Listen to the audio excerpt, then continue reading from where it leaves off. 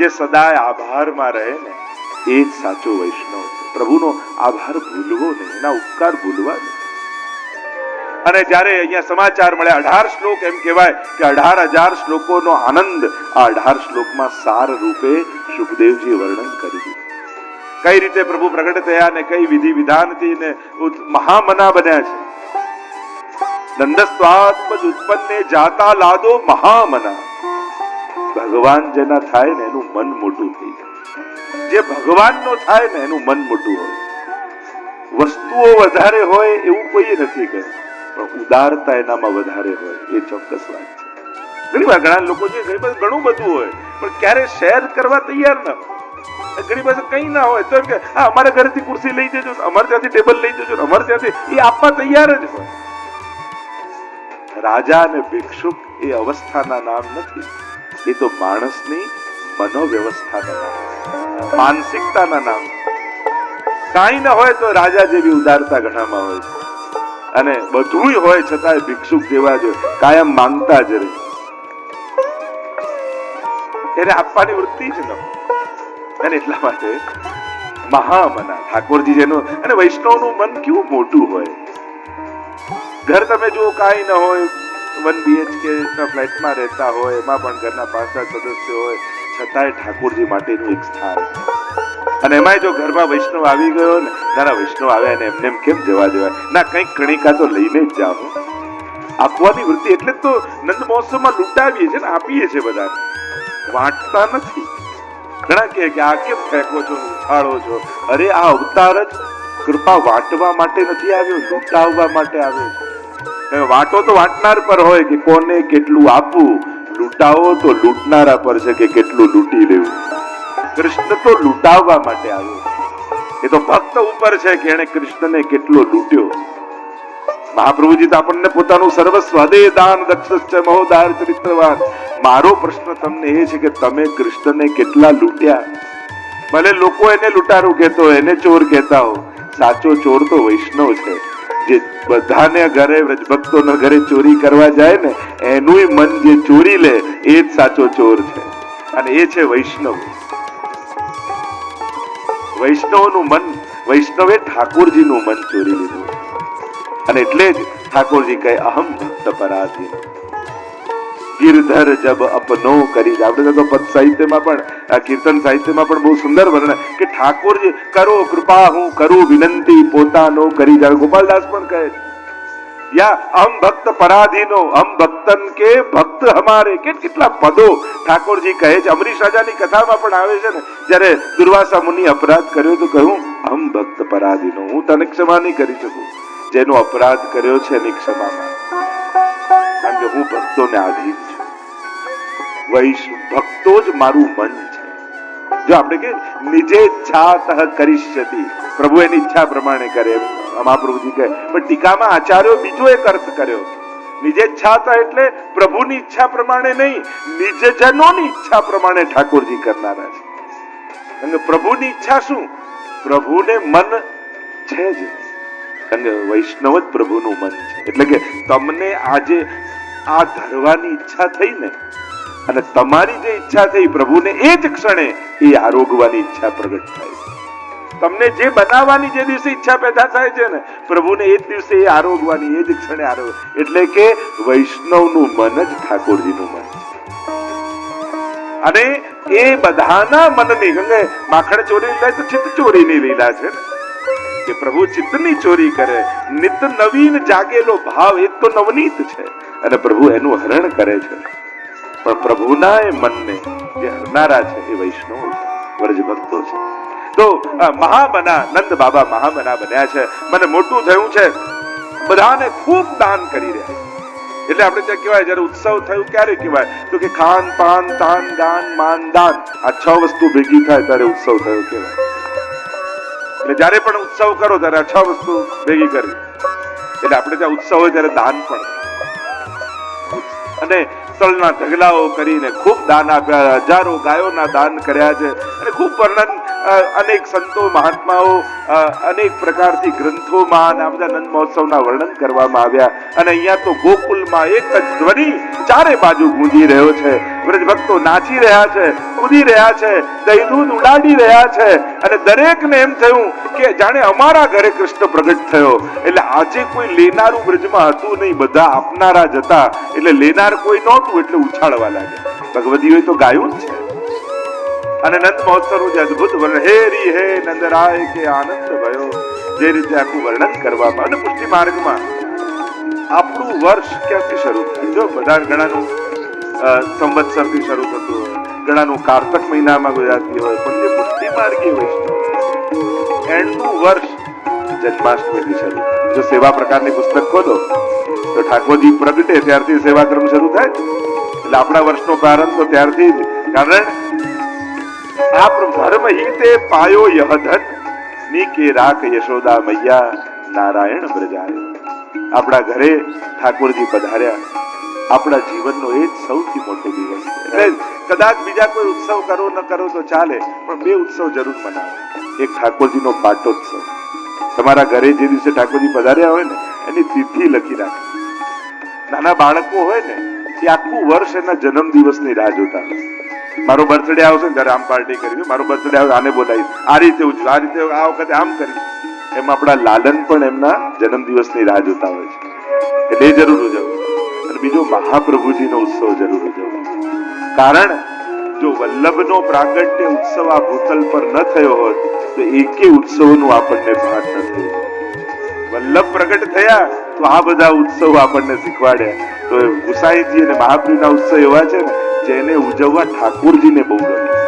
જો હમણાં 5 તારીખે ગુસાઈજીનો ઉત્સવ આવશે, જલેબી ઉત્સવ શ્રીનાથજી ઉજવ્યો ને, અને ત્યારથી આપણે ત્યાં વલ્લભકુલ્લા જન્મોત્સવ ઉજવવાની પરંપરા થઈ.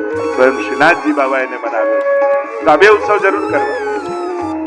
ચારે બાજુ આનંદ વ્યાપ્યો છે. અને નંદ બાબાને યાદ આવી, અરે કંસને વાર્ષિક કર આપવાનું તો રહી જ ગયું. લાવ મથુરા જાઉં, વધાઈના સમાચારે આપું અને કર્પણ આપી દઉં. કહ્યું કે તમે ગોકુલનું ધ્યાન રાખો, હું વાર્ષિક કર આપીને આવું. આધ્યાત્મિક અર્થ કર્યો અને ત્યાં મથુરામાં જઈને કંસને સમાચાર આપ્યા. કંસ ખૂબ પ્રસન્ન થયો ને કહ્યું વધાઈ છે. ત્યાંથી જઈને વસુદેવજીને મળવા માટે નંદ બાબા આવ્યા. વસુદેવજી કહેવા લાગ્યા કે આ રીતે એકલું ગોકુલને છોડીને આવ્યા એ ઠીક ન કર્યું. મને મનમાં કંઈક ડર લાગી રહ્યો છે કે કંઈક ઉત્પાદ થશે, બને તો જલ્દી પાછા જાઓ. આમ પ્રભુને એકલા મૂકીને ન હોય. એટલે આપણે ત્યાં કહીએ ઠાકોરજીને ક્યારે એકલા મૂકીને નહીં જાય. બને તો તમારા ભાગમાં આવેલી સેવા છોડવી નહીં. એ તમે હવેલીમાં કરતા હો કે ઘરે સેવા કરતા, જો બીજાના હાથની ગમી ગઈ તો તમારો ક્યારે ઠાકોરજી વારો જ નહીં આવવાનો.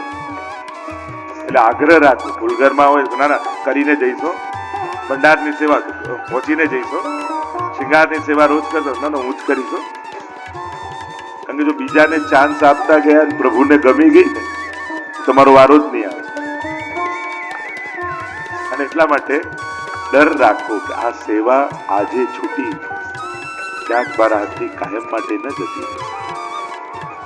અને આ મન પણ હોશિયાર છે. એક વાર તમે ચલાવી લેશો ને તો આ મન વારે ઘડીએ તમને તમારું જ એક્ઝામ્પલ આપીને છોડાયા જ કરશે. એ દિવસે નતા ગયા તો ચાલી જ ગયું હતું ને, તો આજે નહીં જઈએ તો ચાલશે. એ દિવસે નતું કર્યું તો ચાલી જ ગયું હતું ને, તો આજે નહીં કરીએ.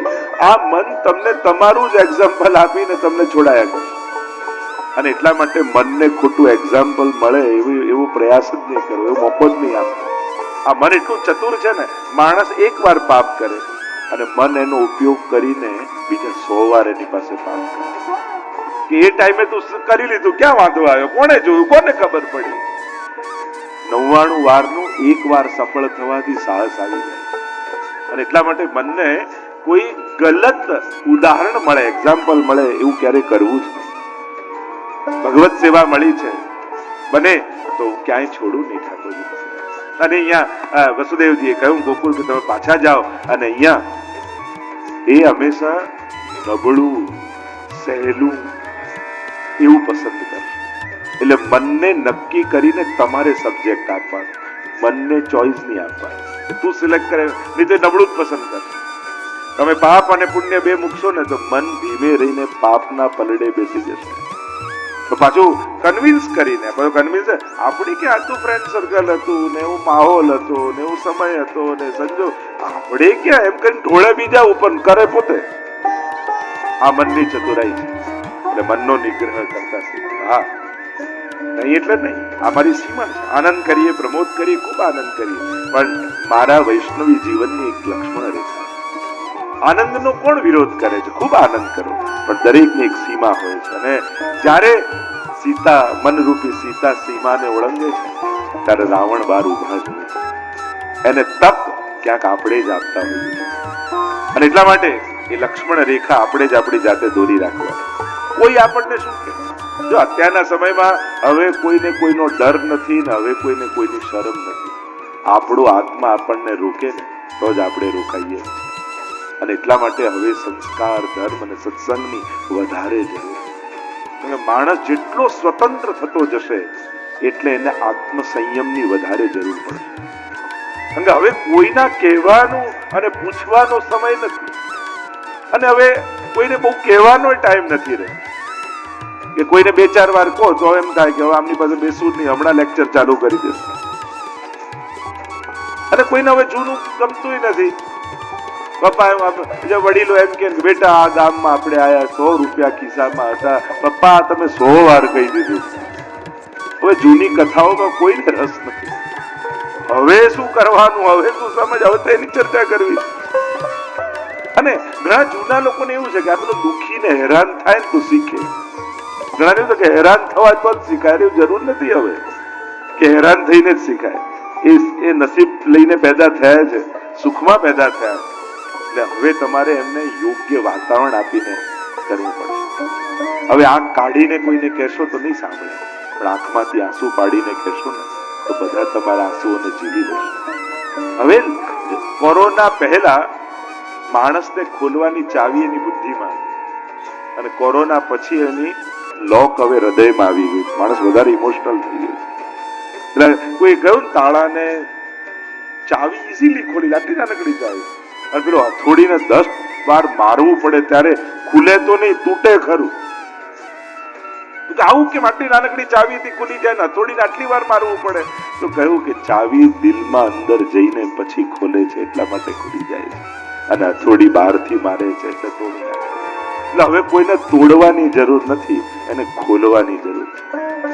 આ સંવાદ બી જયારે થાય છે ને, સુખદેવજી સંવાદ, પ્રશ્નો પણ 2 કારણથી થાય. ઘણાને પ્રશ્ન 2 કારણ છે. એક, ઘણાને ખુલ્લા પાડવા માટે પ્રશ્નો થાય અને ઘણાને ખોલવા માટે પ્રશ્નો થાય.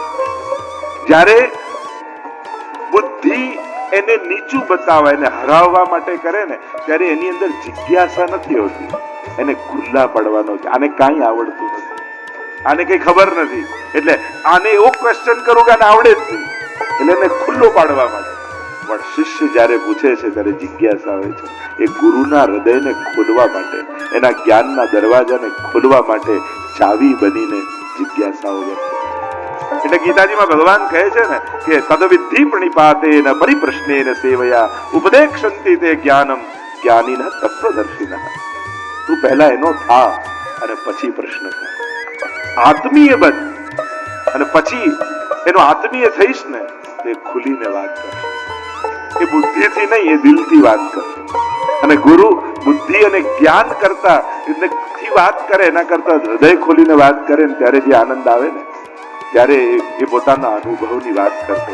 અને ગુરુ પોતાનો અનુભવ કહે ને તો શિષ્યનો એક દિવસ એ અનુભવ બની જાય. પોતાના અનુભવને બીજાનો અનુભવ બનાવી શકે, એ જ ગુરુનું સામર્થ્ય. મહાપ્રભુજી કહે સુરદાસ, સુરદાસ ગોકુલ કે દર્શન કરો. મહાપ્રભુજી તો પ્રગટ લીલાના દર્શન થાય, પણ જયારે આજ્ઞા કરે ને તો સુરદાસજીને આંખોના આકાર ન હોય ને તોય ગોકુલમાં ઠાકોરજી હાથમાં માખણનો લોંદો લઈ અને ઘૂંટણીએ ચાલતા દેખાવા લાગે. ઘૂંટુરન ચલત રહેનું તનુ મંડે, વૃંદાવનના આંગણામાં ફરતા ઠાકોરજી દેખાવા લાગે. આ સામર્થ્ય છે.